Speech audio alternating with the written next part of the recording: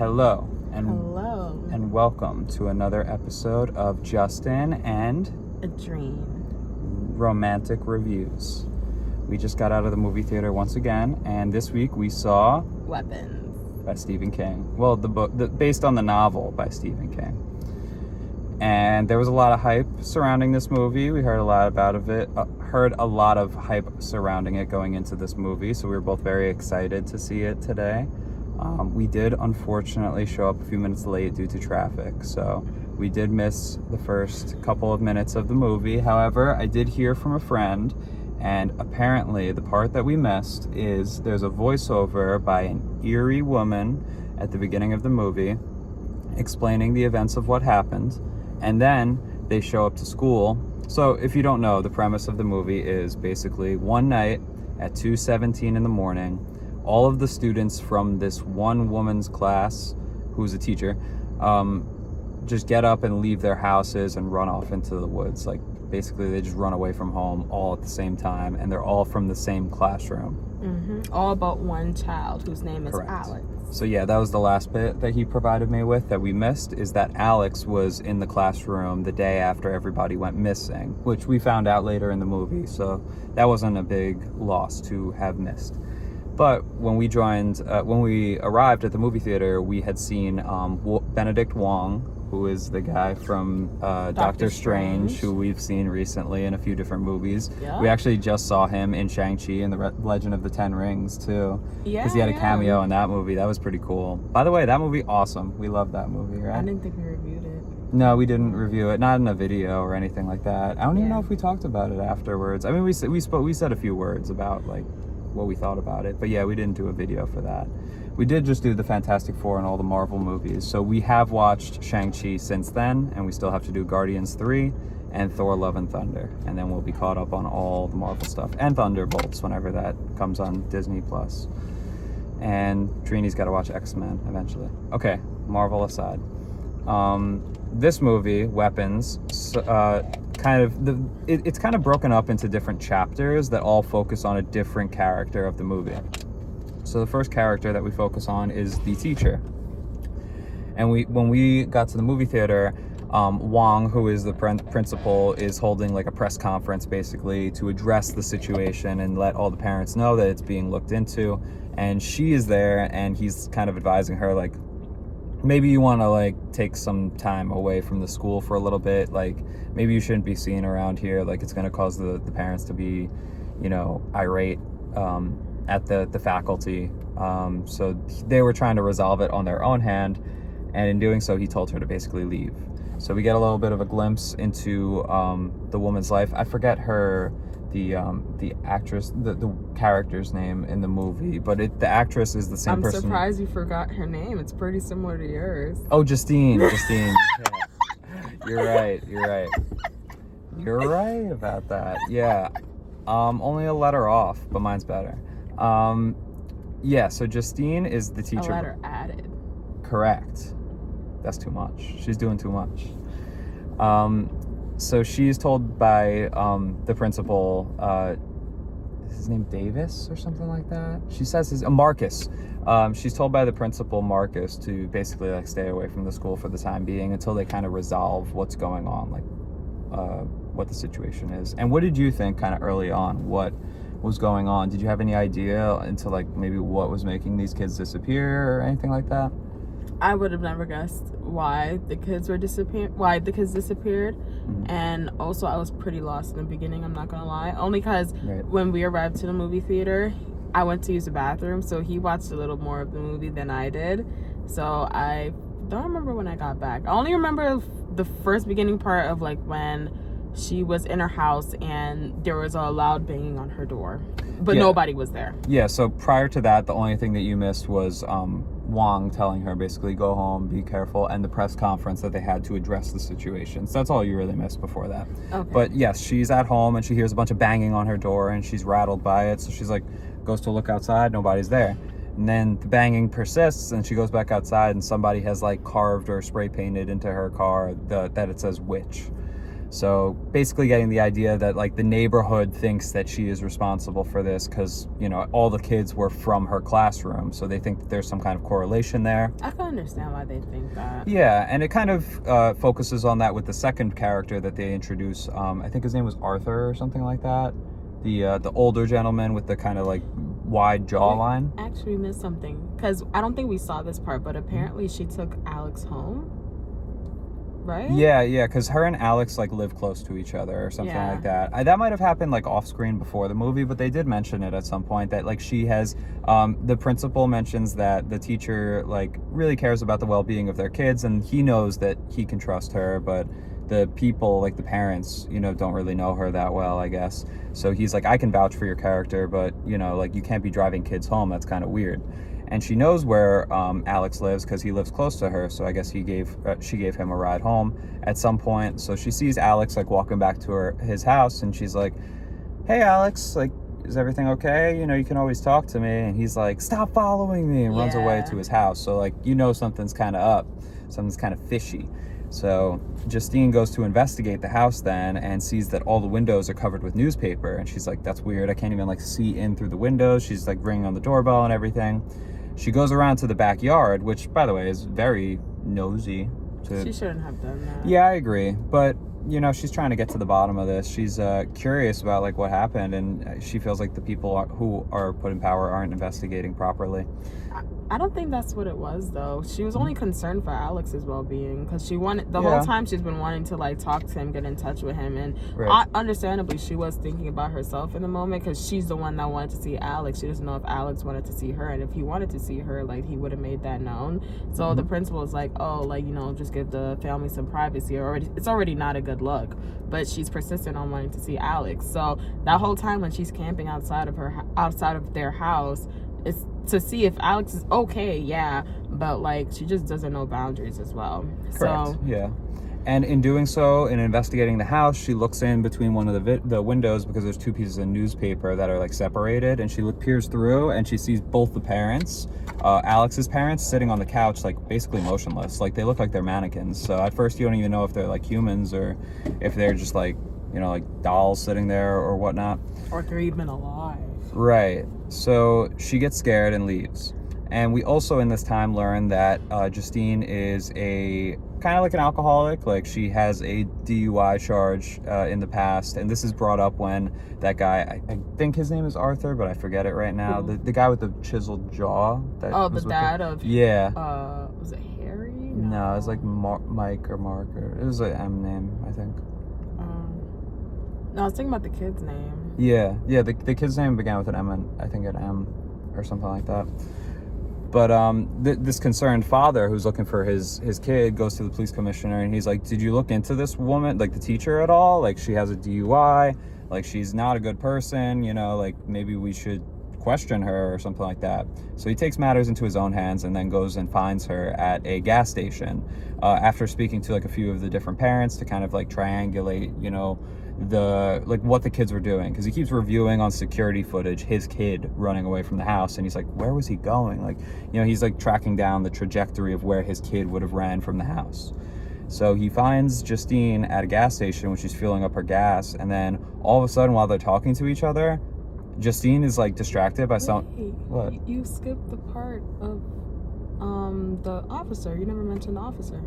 Oh, so you could fill that part in if you want, because they didn't get to Paul's chapter yet. Yeah, but Paul did get introduced before. Yeah, but he's only in like a small scene where he's at the bar with Justine, right? And then whoever Paul's like girlfriend is shows up and then like attacks her at the supermarket. Well, Paul is an officer, and I guess he had some kind of relations with Justine in the past. So he has a girlfriend, I think her name is Donna, right? Yeah. Has a picture of them on his phone and everything. And he went on cheated on her with Justine. Gross. Right? He wasn't even drunk. He was sober. Yeah. I mean, even if he was drunk, that wouldn't mean anything. I think he was a recovering alcoholic, so that's why he ordered Coke when he got to the bar. And then she was like, really? Like, she was egging him on big time. Yeah. Yeah, I just wanted to add that. Okay. And then, so what happened after that? It was You're talking about how the principal popped up at the she's at the gas station and she's filling up her car and she's talking to the angry parent who's like, where is my son? Where is my son? And then she sees in the background Marcus, the principal, running over. Full speed. Yeah, and looking like deranged, like looking like a freak. Eyes are out of his socket. And he's running, doing the Naruto run, like the same way that the kids did the night that they left the house, where their arms are like at their side like that, and they're like floating like a plane. So he's doing the same run as that, so you know something's up, like he's like possessed or taken over or something like that. So he's running up, and then he attacks Justine. She crawls underneath the car, he's crawling after her, and then the guy goes around to the other side, starts beating up Marcus. He's like, what the hell? Where'd this guy come from? And then Justine runs inside the gas station, and then I think we leave that chapter for now until later we get an explanation as to like what happened after that, because then like Marcus's chapter is later on in the movie. So the next chapter, I think, after that was the police officer Paul. So it gives us kind of some backstory on Paul and Donna's relationship, and like just like a little bit more about that and what happened to Paul the past few days. So Paul runs into this guy James who's trying to rob a building, and as a police officer, he pursues James and like corners him, and then he goes to like kind of like, you know, detain him and like check his pockets and everything. And in doing so, when checking his pockets, he gets injected or like stabbed with a syringe or something like that. I thought he was gonna start tripping out or something, because he didn't even seem to be fazed by it, but maybe it didn't get in his veins or something like that. He's frustrated, so he knocks James out and then realizes that his dash cam was on, so he has to go back inside and turn that off. And then he's like freaking out, panicking. So he's like, James, listen, I did wrong by you, you did wrong by me. We'll make everything right. Let's just go our separate ways. But if I ever see you again, your ass is grass. So he's like, James, you know, get gone, basically. This is okay with James. So then we get James's chapter. Like immediately after that, I'm pretty sure we get James's chapter, which shows him the past day or two and kind of what his life is about. And he's like a crackhead who's basically just going by, like living in a tent in the woods, getting by stealing things from people. So James is like a thief going around. After he's done smoking crack, he's like opening car doors and stuff like that. He brings all his stuff to a pawn shop to sell it off. And one of the houses that he goes to rob ends up being Alex's house, which, as we know from earlier in the movie with Justine, that house is kind of sus, like kind of sketchy and suspicious. So he's going around the house trying all the doors and everything like that. It's like a terrible rainy day outside, and he climbs up the trellis. What is it called? I think that's what it's called. Terrace. The plants on the side of the house, and he gets in through one of the second floor windows. Also, this movie is a bit funnier than I was expecting it to be. There was like some humor in it, because I remember when James climbed in through the window and there's like a bunch of clanging and stuff like that when he flips over. Like there was a lot more funny moments than I was expecting there to be, with the premise being as like serious as it was going into it. I'm surprised you guys laughed so much, because I didn't find anything funny. I was disgusted by some of the scenes. It was more of the silliness or the absurdity of some of the things that were happening. When the mom, so we skipped this part, but earlier in the movie, the mom who's living inside of Alex's house, Justine is camped out in front of Alex's house being like, what is happening here? Like, I have to know. So she's sitting there drinking all night, and at some point throughout the night, the door opens and she's asleep, passed out in the car. And then out from the house comes the mom, Alex's mom, with a pair of scissors, and she's like running like crab walking basically over to the car like this. So that part I thought was silly, because it's like the absurdity of like how she's acting and everything was funny. I was scared during that part. Yeah, but that part was also actually so like weird, because she's at the house. Obviously she can't hear her, because Justine is basically tipsy and she's sleeping, because like in her soda styrofoam cup, she was just pouring straight liquor in there. She got soused and then passed out in her car. So when the mother was coming out doing the crab walk, like she stood next to the window first. Money. Yeah. And then she goes around back, opens Justine's car door, literally, and wasn't quiet about it either, and cuts Justine's hair. And then she kind of like pulls it like over her shoulder. Like you'd think like, you know, you get tickled with like a feather or something like that. You wake up like the same way, like her hair touches her neck, but she doesn't like wake up from it.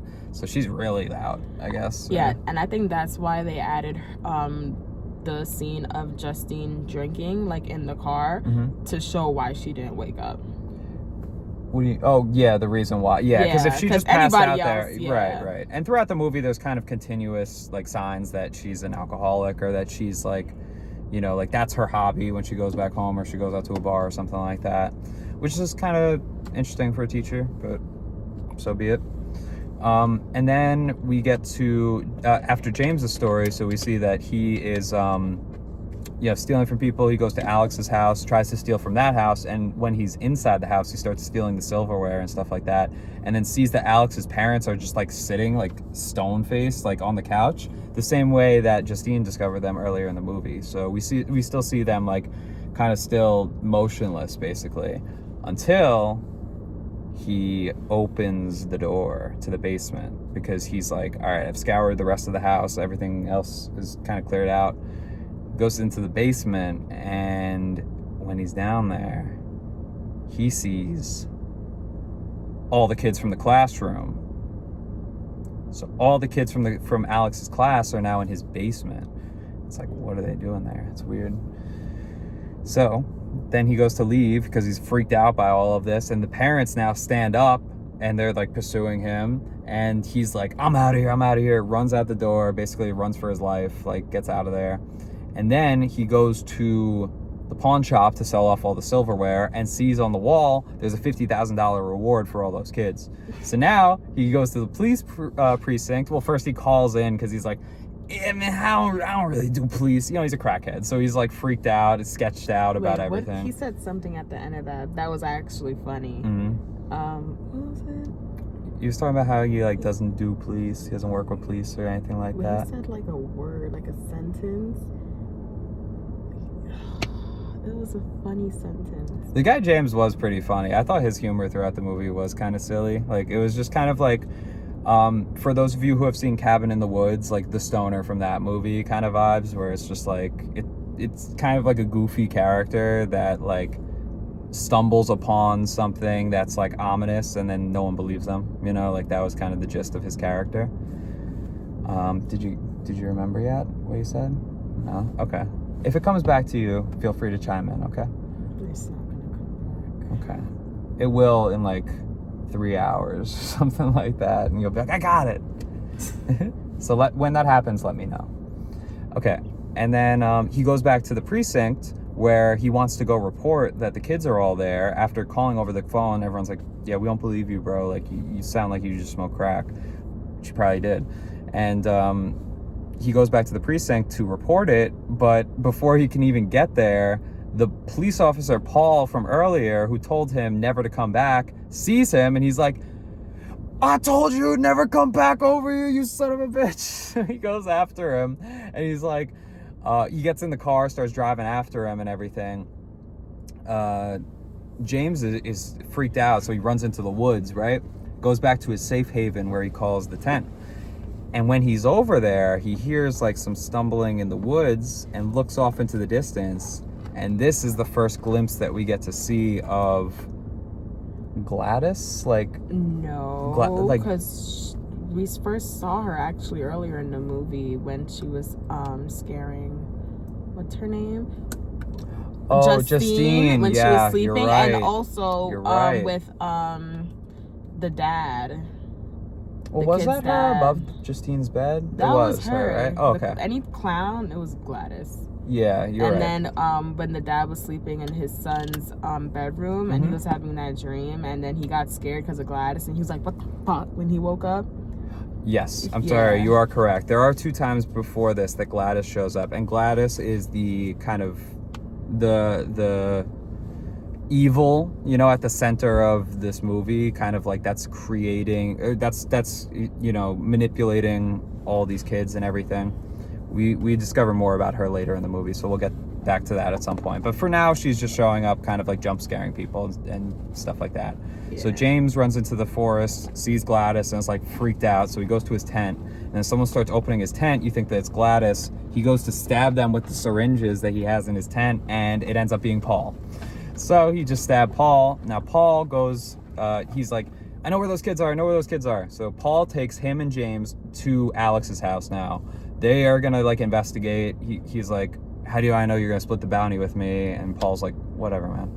Goes inside, and Paul's in there for like hours. Like it goes from nighttime. Yeah, it goes from like daytime to nighttime, and the whole time James is sitting in the back of the police car, just basically like, all right, man, come on, let's go. So Paul goes inside the house, and all we can just really imply is that he gets taken advantage of from Gladys, and then a few hours later, Paul comes back out to the car and pulls James inside and is like, you're being now brainwashed, I guess. It's voodoo. Yeah. We did also see, okay, so next comes Marcus's chapter. So Marcus is the principal, and he's hanging out at home with his husband, I believe, or his partner, and they're like watching a movie together, eating some hot dogs, having a nice evening, and then they hear a knock at the doorbell. And this is actually following a PTA meeting that Marcus looked to have with Alex's parents. So he was expecting for Alex's parents to show up, but instead it was Gladys, who is Alex's aunt on his mother's side. So allegedly this is his mother's sister. Yeah, she says she's my baby sister about the mom. Honestly, I don't get the relation. Like even if you are Alex's mom, I don't know how they're related. Like I don't know how she thinks that they're related, because we do see Alex's mom later in the movie, and it's like I don't get that. I mean, different dads, different moms, you never know. Maybe. It kind of gave me the same vibe of Hereditary. You know how, like, at the beginning of that movie, they're like, we don't really know, you don't know, like, these people who show up to your grandmother's funeral or something like that. Like, an estranged family member that maybe you haven't seen them in a long time or something like that, or you just don't know them at all. And then they end up being that kind of like driving sinister force that invades your life. That's kind of the overarching theme that I got. And I'd actually draw a lot of parallels for this movie to Hereditary, in my opinion. That's kind of like how I felt watching it. What do you think about that? I didn't like Hereditary much, but I could see what you're saying. Mm-hmm. Yeah. I just got that same kind of vibe, like the same way that the mom in that movie felt like the aunt in this movie, Yeah. But then we have Marcus's chapter. Marcus has the PTA meeting with Gladys, and everything seems to be going fine. And they plan to meet with Alex's father the following Tuesday or something like that. But before that can happen, Gladys shows up at Marcus's house and uninvited, basically like invites herself inside and everything. And Marcus's partner invites her inside, but doesn't know kind of like that Marcus is being like, no, we really shouldn't be bringing her into our house. We don't know this person at all. She's acting really weird. Like, she asked for a bowl of water instead of a cup of water, which she didn't even drink out of, by the way. I paid attention. She didn't even use the bowl of water, so I don't know what that was for. Oh, that was for... Okay. So, we see that she has Marcus's ribbon, which is like some kind of like... It's basically one of his possessions, right? So she has Marcus's ribbon, and she has a strand that she just cut. She just walks up to Marcus's partner and cuts a strand of his hair off, just randomly, and everyone's like, what the hell? And then she wraps it around the ribbon, and Marcus is like, is that my ribbon? And she snaps it. So she does some like black magic, witchcraft, voodoo, and causes Marcus to go into like a trance, basically. So his eyes roll into the back of his head, and he like turns sinister and starts attacking his partner and like knocks him down, throws up this like ooze, this black ooze that looked like thick oil all over him, and then just starts headbutting him into the mush, like just destroying his cranium, his like absolute hamburger meat.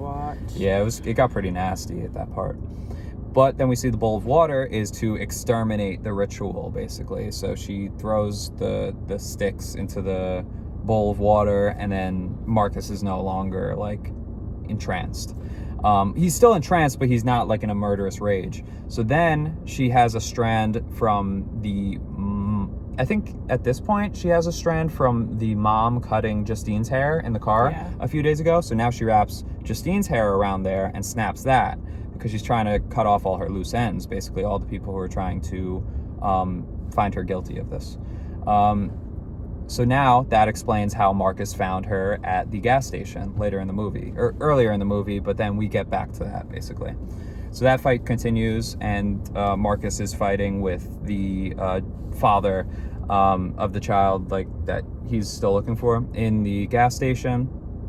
So that whole fight goes down, and they escape. Justine escapes. She gets back in her car. She starts driving off. And as she's leaving, Marcus keeps chasing after her, and he gets mowed down in the street. So Marcus is completely dead, traumatized, a civilian. She was just screaming. Yeah, I mean, it was pretty nasty. Yeah. Somehow she hit him, but like his brains exploded. Head, yeah. Like I didn't. Mind you, he's a relatively tall man. Right, so. And she hit him with a car. So like, how did his brain explode? Just his brain. I don't know. It was graphic, but it was. Yeah. So then after Marcus's chapter, whose chapter do we get next? It was not Alex's yet, right? There was one more before that. I mean, after that, Justine and the father, they basically team up, and the father realizes Justine is like, I guess not so much as a bad person, you know, like he has like a soft spot for her now, not in a romantic way, but like he sees that I need to solve this with her. Yeah, so, I think he sees that she's innocent at that point because she's also being kind of victimized by whoever these psychotic people are, you know? Yeah, so he ends up showing her the same map that we were discussing earlier about when his son was running from the house, and then he went to another parent's house and saw how their child was running from the house, and then that meeting point was right where Alex lived, or like around that same area. That's what Justine found out. So that's when they went to Alex's house and was camping outside, and while they were camping outside in the middle of the night, the door opened, and it was the officer Paul that came out and was signaling for them to come inside. Yeah, he just goes like that once, and then just turns around and goes back inside. And then they go inside, and these are the parts that were funny. And then Paul is standing across the house, like on the other side of the house, and Justine's looking directly at him, and he does the same thing again. He goes, again, and we're like, he did that a second time when he went inside. Did we skip Alex's story? Oh, yeah, that's what I was saying. We skipped Alex's story. Yeah, so let's go back to Alex's chapter real quick. So now we get some recap on Alex and what's going on with him, because we're like, how did we get here, basically? So Alex is still not brainwashed. He's still just like a normal kid, going to school every day like normal. What had happened is his father and his mother agreed to give his aunt a place to live. So she was very sick. Yeah, so his aunt Gladys started living with him recently, and basically it was pretty soon after she started living there. A few days later. Yeah, it's within a few days. Yeah. He comes back from school one day, and both his parents are sitting at the like kitchen table, and they're just like staring off into the distance, like not looking at anything, like don't even know what's going on. And they look unwell because like their eyes are kind of red. Yeah, so like they haven't slept, they probably haven't eaten, you know, and we see that later on in the movie that like Alex is having to feed them and stuff like that, you know. So Alex is basically like, what did you do to my parents? And Gladys is like, they're not feeling well right now, kind of thing, like they just need to rest or whatever. So this goes on for like a few days, but Gladys makes Alex promise not to tell anybody about what's going on, or about, you know, why his parents are acting weird or anything like that. And within this time, they have another meeting with Wait, you didn't say how she did that. Huh? How she made him scared of not telling anyone. Why don't you tell us? Okay, so at the dinner table that first day when Alex came back and he saw his parents were acting weird, in order for him to not tell anyone that Gladys was staying with them or what she's doing, she had basically did the same voodoo thing again on them, but this time made them stab themselves with forks on their faces, and Alex was trying to stop his dad from continuously stabbing himself, but when Alex saw it wasn't working, it's like, oh, okay, yeah, I gotta listen to this lady. So basically he just started doing like anything she asked, helping her out with whatever she needed. So yeah, this was no Hangman Page, John Moxley fork stabbing. This was pretty lethal. I mean, that one was pretty brutal too, but this one was like, it reminded, another thing from Hereditary is like in the neck at the end of that movie. It's kind of like they were doing that with the fork. And then, so she threatens them. She threatens Alex at the table. If he tells anybody, he can make them eat each other. He can make them kill each other. Like, basically, he's done for. So, Alex then, like, he's trying to get by. He's trying to do what it takes to get his parents back, but he's just a kid. Like, he doesn't know what to do in this situation. And a few days go by with this all going on, and then Gladys is like really sick, and he goes to check on her one night at like 12 o'clock because she's like super sick, and she yells to him, and he's like, "What's wrong?" And she's like, "I don't feel well. I'm unwell." And he's like, "Do you want to go to a hospital?" And she's like, "No, that wouldn't fix me. But you know what would fix me is all of your classmates' belongings." He's like, how would that help? He's like, what does that have to do with anything? And she's like, well, it couldn't hurt. It's like, what the fuck? What are you talking about? So Alex goes into school the next day, and he's looking around at all his classmates' things, and then he realizes on the shoe boxes they all wrote their own like personalized letters or whatever, like name labels. Yeah, like nameplates. I remember doing that before. Yeah. So he collects all of them, and that's what he's going to use to give to his aunt. And Justine finds him while he's doing that, and she's like, what's going on, buddy? Like, you want to talk to me about anything? And he's still being very shy, very coy about everything, so he doesn't tell her anything, even though she's like really prying for information at this point to like know what's going on. And then he takes all those shoebox designs back to his house, gives them to Gladys, and then Gladys at 2:17 in the morning, and then this explains what happens at the beginning, rips up all of the shoebox labels, drops them into like a potion concoction kind of thing. And she spits, and then lights a match and throws it in there, and it's some kind of sorcery to summon all of the kids to her house. So then her and Alex go and stand out on the porch, and all the kids start running. You could see all the kids running from their house to now Alex's house. Yeah, with the same run where they're like airplane mode. And they all run through the house, and then as we see, they're all being housed in the basement. Then, like things happen where Alex is still trying to cover it up. Like the FBI show up at his house, and we see them all like bring all the kids in the backyard, and they like jump over the fence. So I guess she has control of them to like send them over the fence, make them hide somewhere, and then come back. They didn't really explain. Yeah, I agree. Yeah, they didn't really explain like how they came back or how they hid them or anything like that. But Alex works to like clean up the house and everything like that. They go to that the PTA meeting or whatever, and Gladys claims that Alex's dad had a stroke, so he can't say anything, but he could sit there, motionless. So that all goes down, which I think catches us up to now where we're at. Did I miss anything from Alex's chapter else that was important? He was responsible for feeding all the children in the basement as well as his parents soup. Yeah. So he would always go to the supermarket and buy bunch of cans of soup and feed them. So he was in on it too. I know he's innocent, but he knew. He's an accomplice, but he's also a kid. Like, you can't really hold that against him, because he was just trying to do what was right to like get his parents back, and he knew if he told anybody that Gladys would kill his parents right away. Like, this is the origin story of a serial killer. For real, yeah. Like, Alex went through some shit in this movie, big time. But we kind of knew something was going on with him, because even at the beginning, he was like, stop following me to the teacher. And also, he's the only one who showed up to class that day. So we knew something was weird about like Alex and his like family life or something like that. There was some kind of like level of interest or intrigue around that.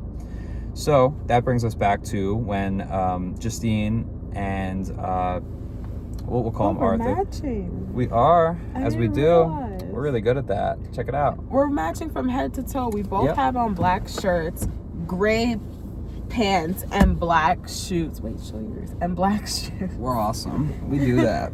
We're really good at matching. Unplanned. We don't even coordinate it most of the time. It's pretty awesome. Great job. So they get back to the house, and then when they walk inside, Paul does the thing again. And I pointed out to you, you can actually see James in the background by one of the drapes. So I was like, not getting scared by this. I see him. I was too busy cuddling him, so I didn't see that part. Yeah, and then they cross the salt lines, which Gladys has placed all over the house. Basically, if you cross the salt, it's another trap for those who are under the influence to attack you. So they cross the salt line, and then Paul attacks Justine, and James attacks the dad. And that's another really funny scene in the movie. I was hysterically laughing at the fact that James literally gets thrown from one side of the room to the other for like 2 or 3 minutes. Literally, like the scene just keeps going. Yeah, he gets thrown by the dad, and then like you think he's down for the count, and then he goes, ah! And then the dad throws him again, and he gets up, ah! He literally keeps going like that for 3 minutes. It was so funny. So that goes on, and in the meantime, Justine is fighting with Paul in the kitchen, and then upstairs at the same time as that, Alex crosses the salt line to try and get his parents to like come with him, but then the parents go insane and chase after him. So now he's running into his room, locking the doors behind him, but they're doing the Shining, here's Johnny, like breaking through the window, breaking through the door, and like trying to get to him basically. And meanwhile downstairs, while James is fighting with the dad, he gets pushed through the basement door and like down like that, and the dad sees all the kids in the basement, so now he knows his kid is down there. So and also in the meantime, the parents were upstairs protecting Gladys. Well, we thought we were protecting Gladys in like the back room basically that was closed off, but we see next that Justine has to shoot Paul with his own gun in the throat, and that doesn't even stop him at first. He's still like trying to kill her, like choking her, strangling her and everything. So then she shoots him in the head, and that's what does it. So we know that they can die then. Well, actually we already knew, because earlier in the movie Marcus died. Yeah. But that was from some other means, So now we know that they can actually be killed. She kills him, then goes to James and shoots James as well. So now the dad is clear, and they split up. Justine goes upstairs to check on Alex, and the dad goes into the basement to check for his son. So the dad goes in the basement. He's like, he's got his flashlight out, and he's like moving all the kids, like trying to turn them so he can look for his kid. And when he's down there, he sees Gladys. So not great. Meanwhile, upstairs, Justine is looking for Alex, and Alex is in the bathroom where his parents are breaking through, trying to get to him. He finds the wig of Gladys and the like summoning ritual. It's not the ribbon, but it's like a branch basically. There's like a branch that she stabs herself with to bleed, and then he wraps Gladys's hair from the wig, her actual natural hair, on the inside of the wig. I think he did it on purpose. What? Did what on purpose? The ritual. What do you mean? Because when he was in Gladys's room holding the door so his parents doesn't attack him, he was scanning the room looking around, and when he ran into the bathroom, he grabbed the wig and the stick thingy that Gladys would use. Oh, so like you're saying think it was on purpose. Yeah, when he was covering the door, he thought of the plan basically to be like, that was pretty smart, pretty resourceful of Alex, because he had already seen how she did it when she snapped the twig at the table, so he already knew what she was capable of. So in doing so, he snaps it, and now you hear the rumbling basically. All of the kids, and sorry, at this time, the father is now choking out Justine in the kitchen, because when Gladys saw the father in the basement, she brainwashed him, and now she gets the father to go after Justine.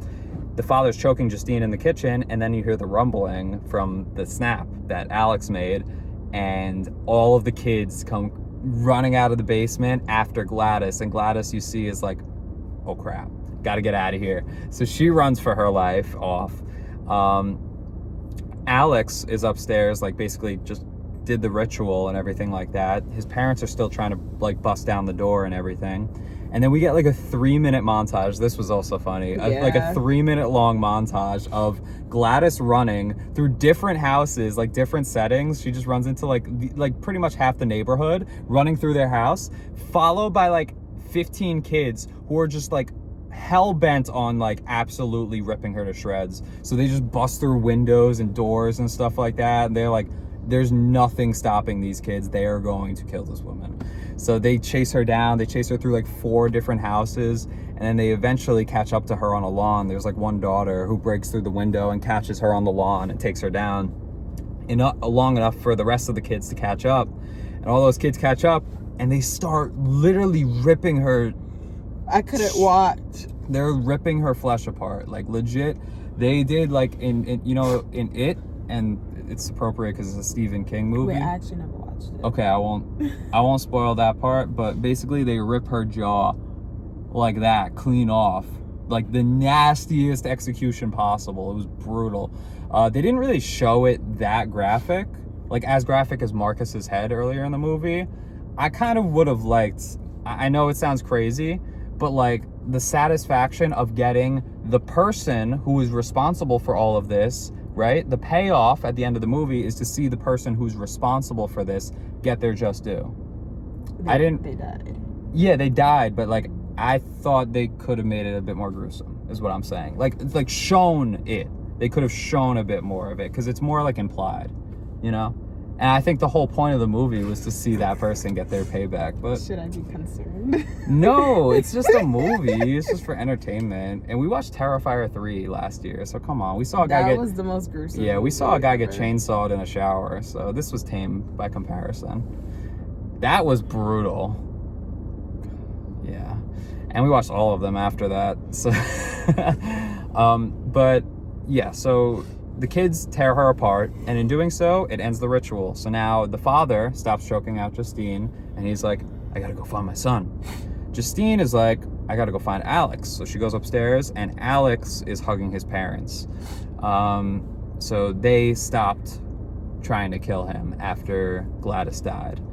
We don't know, though, if they like went back to normal or how their life was after that. No, they said it. Well, they moved to a different town. They did, but they said the father, like, he still feeds his father tomato soup or whatever. So like his father, I guess, never really like came back to. Same with a lot of the other children, because at the end of the movie, they were like, some of the children even began to speak that year, which means some of them also still never spoke. Right. So everybody probably recovered from it very differently. Obviously, they were all very traumatized by what happened, so that makes sense. And then the movie kind of ends with the father like carrying off his kid after he finds him, you know, all the kids surrounding Gladys having torn her body apart, and now they're all just standing there kind of like looking down at what they did. Now that they're like no longer really in the trance, but they're also still like witness to what happened. And yeah, that's pretty much how the movie sends off. I don't think we really get any information else for Justine or Alex's future or anything like that. They leave it kind of open-ended, which I think is cool. And then we get a triangle in the post-credit scene that just keeps growing. There is no post-credit scene. It's just the credits. I don't know how I feel about the children, like, acting like that in the movie. What, so gruesome and, like, bloody? Yeah, like, how is their brains?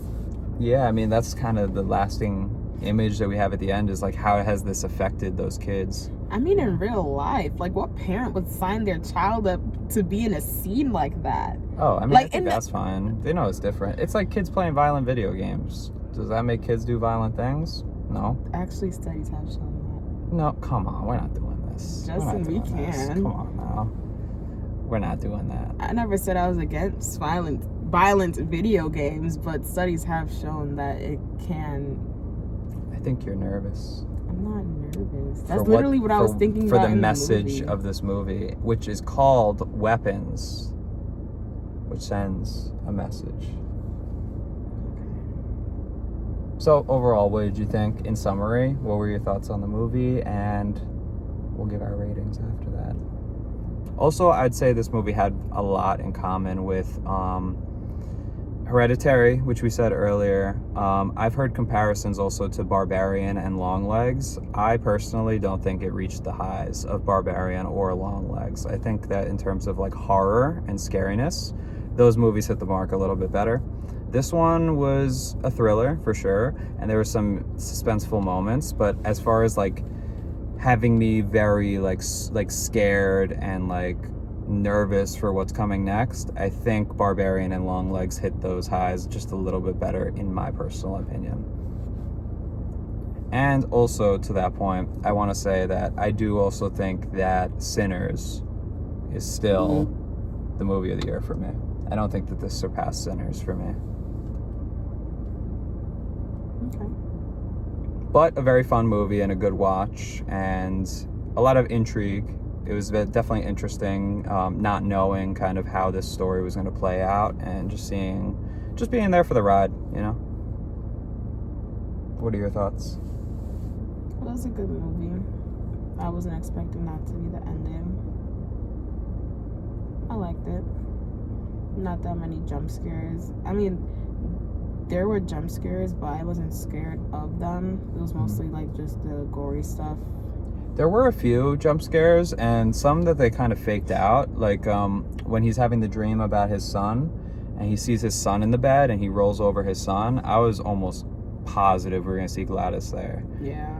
And same with when Alex first, like Gladys first moves into the house, he's like using the bathroom, and then he opens the door next to it and he sees the wig, and then he sees the plant, and then he keeps opening the door, and then he sees Gladys is staring directly at him. I thought that there could have been a lot more scenes with Gladys in like the all white makeup and like the messed up like lipstick and stuff like that. Like that stuff was pretty scary, you know? Like I feel like they established her as a pretty like ominous, you know, like eerie character earlier in the movie. And I get her going incognito for the meeting with Marcus, but I just thought that some of the scenes, maybe more towards the end, could have incorporated that aspect of her character where she's like actually terrifying and like scary, as opposed to just being like kind of like an old lady with witchcraft, you know? Because they did tease that early on, especially the scene with James when he's like looking in the forest and he sees Gladys waving to him. Like that's creepy. That was really eerie. So I thought they could have done with more of that. I mean, at that point we didn't know it was Gladys, right? Well, we saw her like 2 times before that, but we didn't know her relation to Alex or anything like that. That wasn't until Alex's chapter that we kind of learned what his home life was like. I think that's why they probably did it, because we didn't know who Gladys was. Like, we didn't know the true identity of Gladys. So in the beginning, like, in order to still, like, keep her in the movie and, like, have it be scary or whatever, they have her dress up as a clown, which is still similar to her makeup that she already wears to the end of the movie. Yeah, it's kind of true. You saying so, she looks like a clown? A little bit, yeah. She has orange hair, pale white makeup skin, you know, and then Stephen King's got a thing for clowns, you know. Wait, hold on. And then at the end, like when her true identity is revealed and like what she does, there wasn't really any need for the clown makeup, which I can understand, because now it's just Alex's aunt who is the villain here. Maybe that's even scarier than it just being like some like weird mysterious person, is like his own aunt could do this to him and his family. So I can see that angle that you're saying, where it's even more like it strips away, it makes her more humane, but it also strips away her humanity at the same time by being like, how could you do that to one of your relatives, you know? You want to give it a rating? And any other thoughts? No other thoughts. I have to think about my rating. Okay. Do you have yours already? I don't, because I feel like I'm gonna change my rating over time, you know? I feel like I might not like fully land on this for good, but we're gonna do maybe star rating, right? Because we do Letterboxd now. Mm-hmm. Yeah. By the way, the Letterboxd will be in the description. I'll add yours for this one as well, so that we can both have both of our Letterboxds. If anyone wants to look at the movies we've watched and rated and reviewed, feel free to give that a look. He's watched way more. About 450 on Letterboxd to have. And we just got done watching the Marvel movies, so those are relatively new. And we go every week. We go see movies, pretty much a new movie every week, so it's always exciting. You got a rating?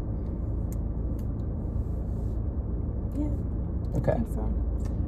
All right, we're gonna give it our star rating out of 5 on 3, 2, 1. 4.25. They have quarters. Yeah. Don't they? Isn't it just halves? Oh yeah, you're right. They do have halves. Okay, I'll go 4.5. I would round up for that one because I did enjoy the movie. I thought it was fun and interesting and intriguing, but I think it was a little overhyped. You know, I was going into it with very high expectations, and I think because of that, like, I expected a few things to play out a little differently. And also, I would say that Paul and James's chapters, whilst they were fun, were not really necessary to the overall story. I think they could have been maybe used that time to focus on maybe like one of Alex's parents. You know, maybe I would have liked a chapter with one of the parents to kind of tell like more their relationship with Alex. Like, we didn't really learn a lot about Alex's mom in this movie. I think she could have used a chapter to kind of flesh out her character a little bit more and see, you know, what her relationship with Alex was like before she got turned into this like unresponsive monster. I thought that they could have done a little bit more with like setting that up, but I also get that them not wanting to like not to show too much about that because they wanted that to kind of come in Alex's chapter. That's where you start to learn about his family and stuff. So I just find it interesting you call the movie overhyped when you get 4.5 star rating out of 5. Is that really overhyped then, or is it just a really good movie? No, it is a really good movie. I just heard a lot, like, my expectations were really high for the movie going in, so I guess by that I just mean like I don't want to say it's overhyped, but it's like it's been rated really high, so I had high expectations, and because of that, I think I held it to a different standard than maybe I should have if I just went in blind. And that's probably why I think Sinners still surpasses it for me, because that was completely unexpected. Blockbuster hit this year, and really liked it. So, yeah.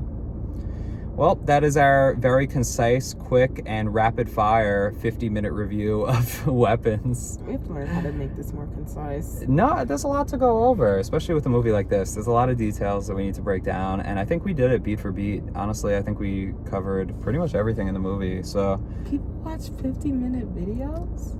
Someone will. If you're still here, comment down below. Say you're still here. We're still here, so that's pretty cool. But, yeah, we did it. We did. Yeah. And thank you for joining us for another episode of Justin and Dreeny Romantic Reviews. Thank you, and feel free to leave your comments regarding Weapons in the comment section below, and check out our Letterboxd, which will be in the description as well. All right, bye everybody.